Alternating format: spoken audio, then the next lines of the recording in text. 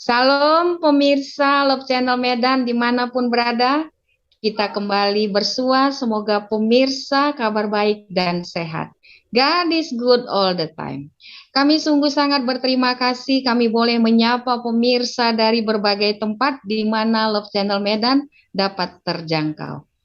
Tuhan, Love Channel Medan ini menjadi channel yang boleh selalu hadir bersama pemirsa. Buah berduri, buah durian. Kalau dimakan enak rasanya. Kita belajar tentang kebangkitan. Kebangkitan pertama adalah dari Musa. Baik pemirsa, kita awali pelajaran ini dengan doa disampaikan oleh Ibu Rina. Ibu Rina. Kita sama-sama berdoa. Bapa yang baik, yang bertata dalam kerajaan surga, terima kasih buat kesempatan yang baik bagi kami. Kami akan mendengarkan firman-Mu melalui pelajaran Sekolah Sahabat. Berkati masing-masing kami Tuhan, berkati pemirsa yang mendengarkan. Biarlah firman-Mu ini bermanfaat dalam kehidupan kami. Mohon ampun Tuhan dosa pelanggan kami, karena kami berdoa dalam nama Yesus yang menebus kami dalam dosa. Amin. Pemirsa Love Channel Medan yang diberkati Tuhan, seperti biasa pada pelayanan ini kita masih bersama lovers kita yang tetap setia tentunya. Mari kita sapa Horas, Ibu Jenny Manafe. Apa kabar Ibu? Horas, salam jumpa kepada seluruh pemirsa Love Channel Medan. Juga lovers yang bergabung dalam channel ini, senang dapat bergabung untuk mempelajari pelajaran sekolah sahabat kita. Salam. Terima kasih Ibu yang kita kasih ini masih aktif dan lincah ya. Baik, terima kasih Ibu. Salam Ibu Rina, apa kabar? Shalom Ibu Rita, shalom lovers, kabar baik. Biarlah orang lain sibuk dengan gadgetnya. Mari kita sibuk dengan Alkitab kita. Mari melayani, semoga kita menjadi berkat bagi umat-umat Tuhan. Terima kasih, Tuhan memberkati. Amin, luar biasa. Baik pemirsa, seperti biasa mari kita siapkan Alkitab kita ya. Mari belajar, mari berbagi. Pemirsa, lovers kita sudah mempersiapkan ulasan yang menarik untuk sepekan ini. Baik, saat ini kita masuk pada pelajaran kelima, triwulan keempat tahun 2022. Judul pelajaran kita ialah Kebangkitan Sebelum Salib. Menarik sekali ini ya. Baik, sebagai ayat inti kita dalam Yohanes 11 ayat 25 sampai 26, saya akan bacakan, demikian firman Tuhan. Jawab Yesus, akulah kebangkitan dan hidup. Barang siapa percaya kepadaku, ia akan hidup walaupun ia sudah mati. Dan setiap orang yang hidup dan percaya kepadaku, tidak akan mati selama-lamanya. Percayakah engkau akan hal itu? Pada pelajaran sepekan ini, pemirsa, kita diajak akan merenungkan lebih dekat kebangkitan yang terjadi sebelum kematian dan kebangkitan Kristus sendiri. Pemirsa Love Channel Medan dimanapun berada, saya akan ulas pelajaran ini pada Sabat petang dan hari Minggu. Baik, bahwa catatan sejarah pada Kitab Perjanjian Lama dan catatan inspirasi, kebangkitan didasarkan pada harapan pribadi dan kasus ya orang-orang dibangkitkan dari kematian. Ini ada kisahnya seperti yaitu kisah putra janda di Sarfat. Kita boleh baca pada 1 Raja-Raja 17 ayat 8 sampai 24. Kemudian kisah putra perempuan Sunem Kita boleh baca pada 2 Raja-Raja 4 ayat 18 sampai 37. Kemudian ada kisah putra janda di Naim. Kita boleh baca pada Lukas 7 ayat 11 sampai dengan 17. Ada lagi kisah putri Yairus. Kita boleh baca pada Lukas 8 ayat 40 sampai 56. Kemudian pada Yohanes pasal 11 ini kisah tentang Lazarus. Baik, kisah yang saya sampaikan ini menurut Alkitabiah ya, kecuali Musa, ini harus kita bedakan ya, bahwa mereka ini dibesarkan atau menjalani hidup mereka sebagai manusia ya, yang pada akhirnya akan mati kembali.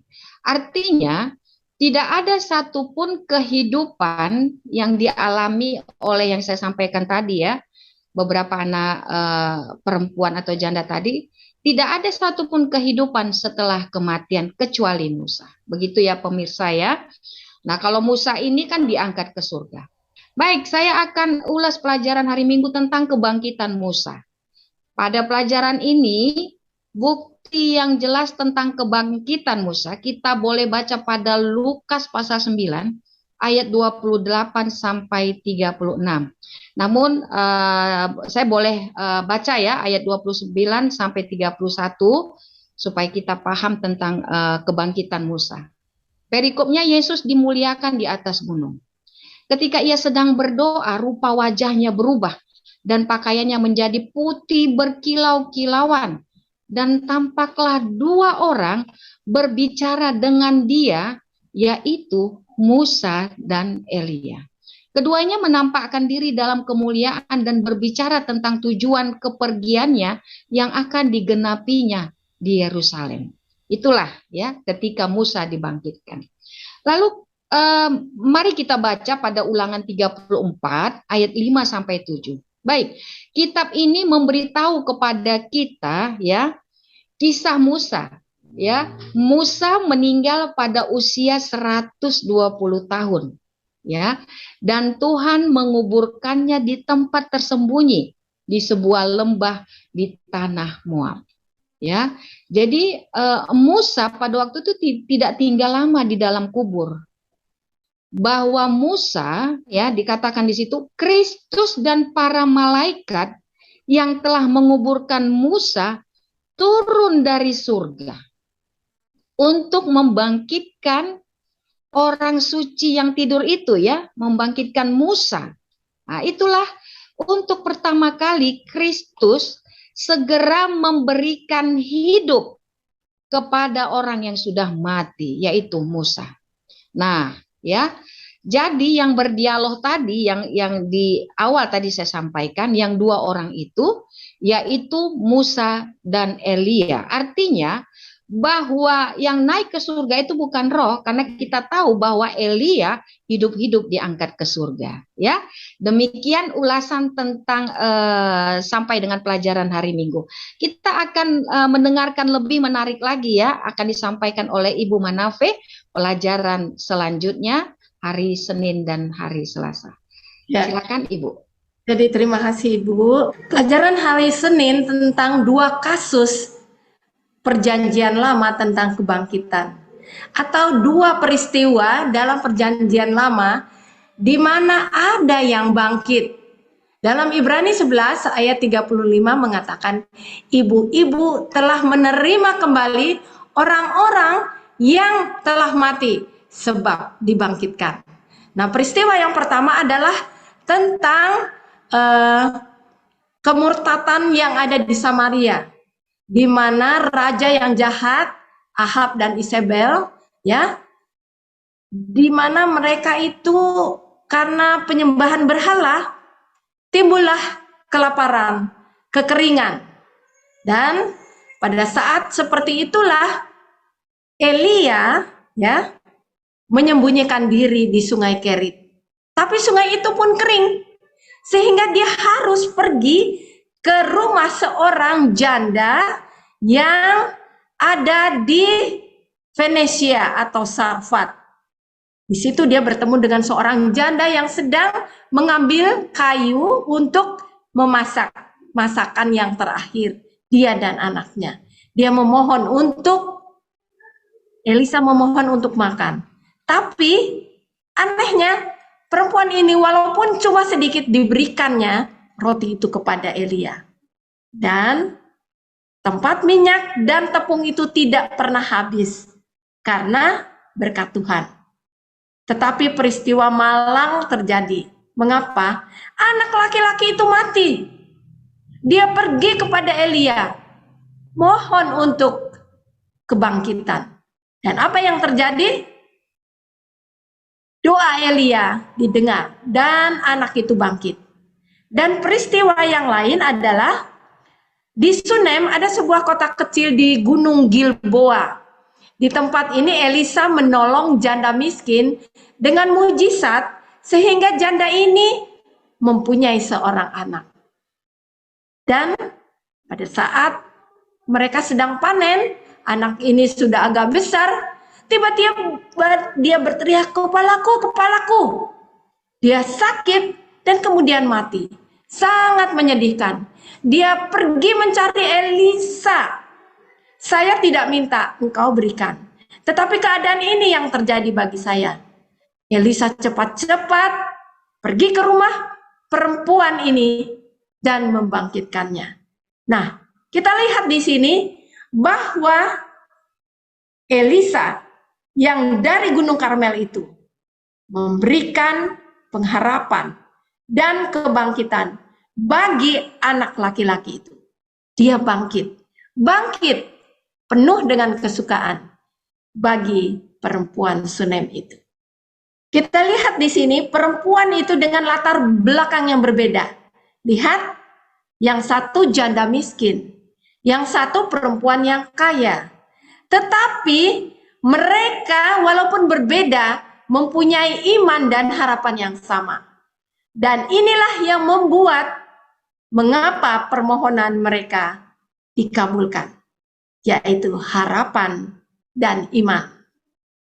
Terima kasih. Sekarang peristiwa yang berikut, yaitu putra janda Dinain. Putra janda Dinain.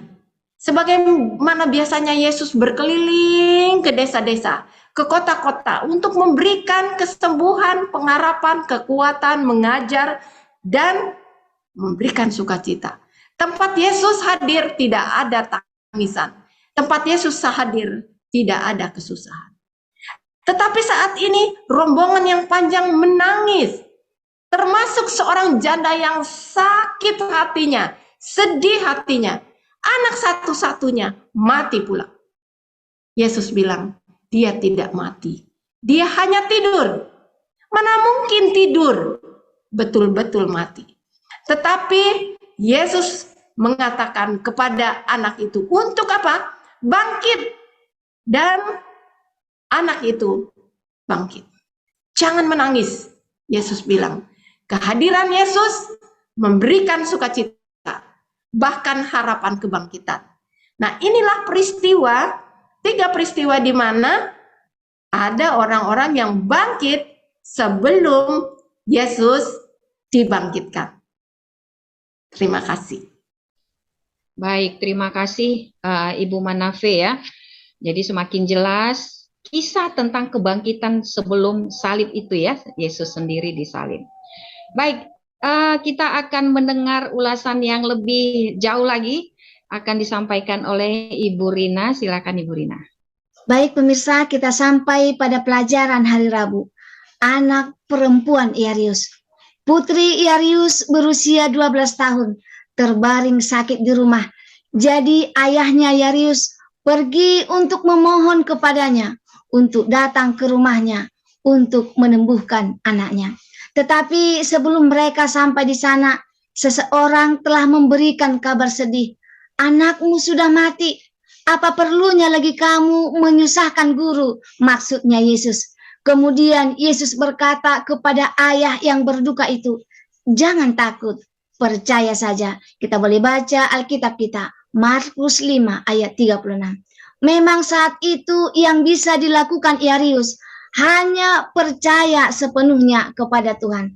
Tetapi ketika Yesus sampai di rumah, dia berkata kepada orang-orang yang ada di sana, "Mengapa kamu ribut-ribut dan nangis?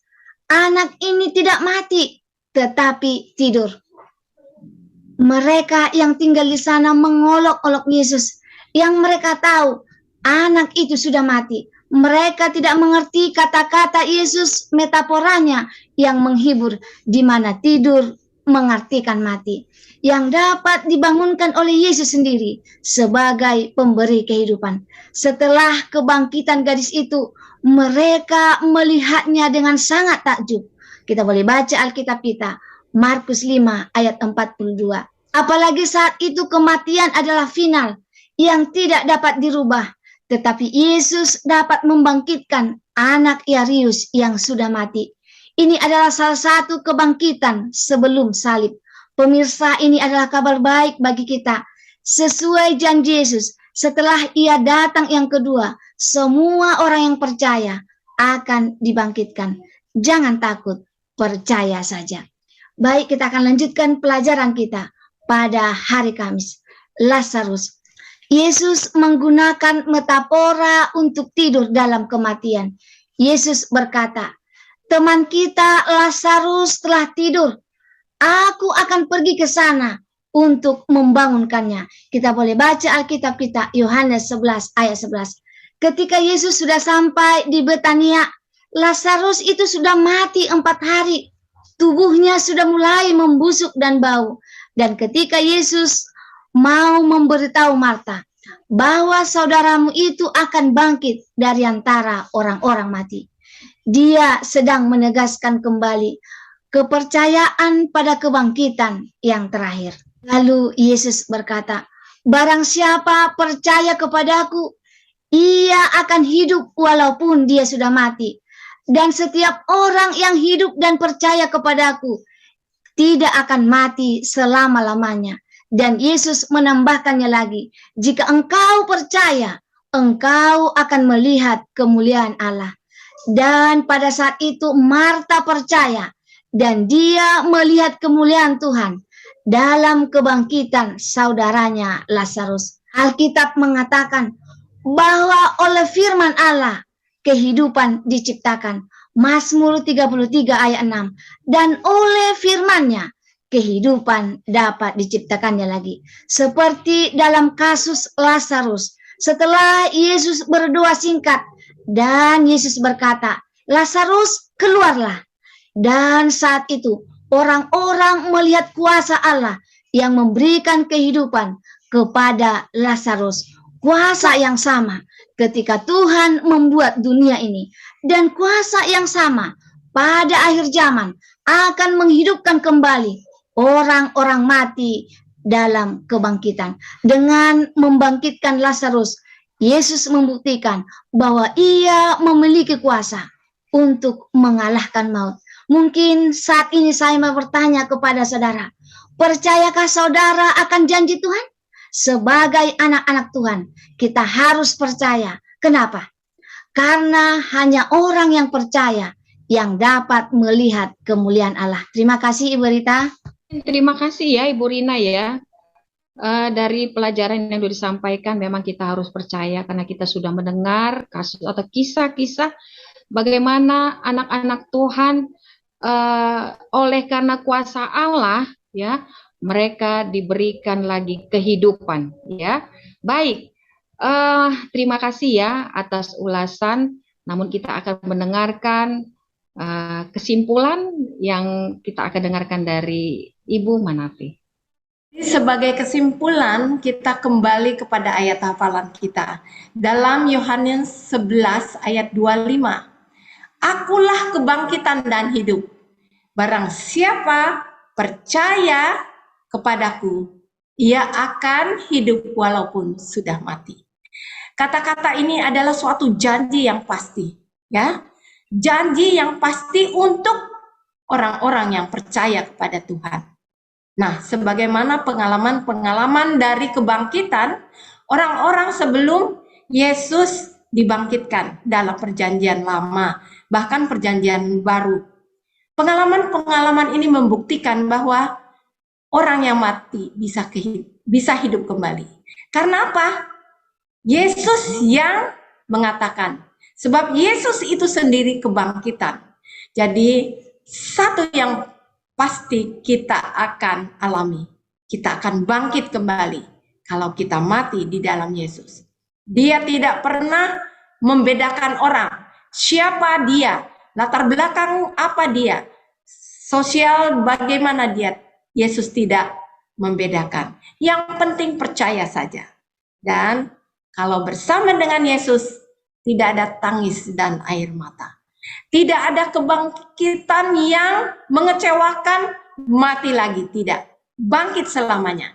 Karena mati hanya sebagai tidur saja. Tidur artinya akan bangun. Mati artinya akan bangkit.